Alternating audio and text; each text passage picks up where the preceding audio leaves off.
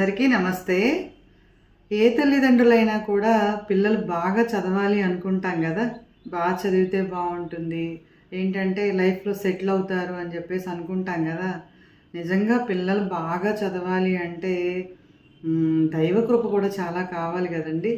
ఏంటంటే ప్రతినిత్యము కూడా మనం స్నానం చేయిస్తాం కదా. వాళ్ళు స్నానం చేసి వచ్చిన తర్వాత తప్పకుండా హయగ్రీవ స్తోత్రం చెప్పిస్తే చాలా మంచిదండి. ఏంటంటే హయగ్రీవుడు అంటే నారాయణుడికి మళ్ళీ ఇంకొక రూపం కదా ఆయన. కాబట్టి ప్రతినిత్యము కూడా హయగ్రీవ స్తోత్రం, విద్య బుద్ధి అన్నీ ఆయన ఇవ్వటానికి, సకల శుభాలను ఇవ్వటానికి ఆయన ముందుంటారండి.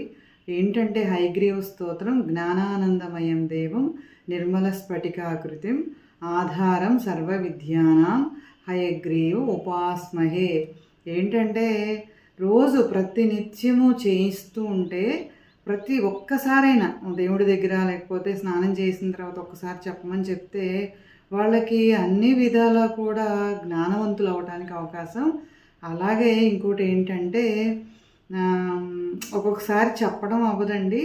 ఏంటంటే హడావిడి, పొద్దున పూట స్కూల్ అంతా హడావిడి అయిపోతాం కదా మనము, వాళ్ళు హడావిడి అనమాట.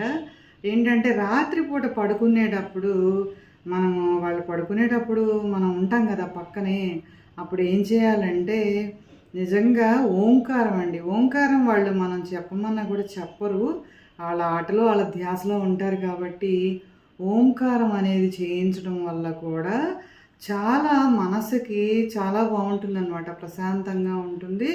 అలాగే ఏంటంటే దేని మీదైనా కూడా యాక్టివ్గా ఉండడానికి అవకాశం ఉంటుందన్నమాట. ధ్యాస పెడతారు ముందు. ఏంటంటే వాళ్ళు ఓంకారం చెప్పలేరు కాబట్టి అది మనమే చేయాలి, తల్లి కానీ తండ్రి కానీ.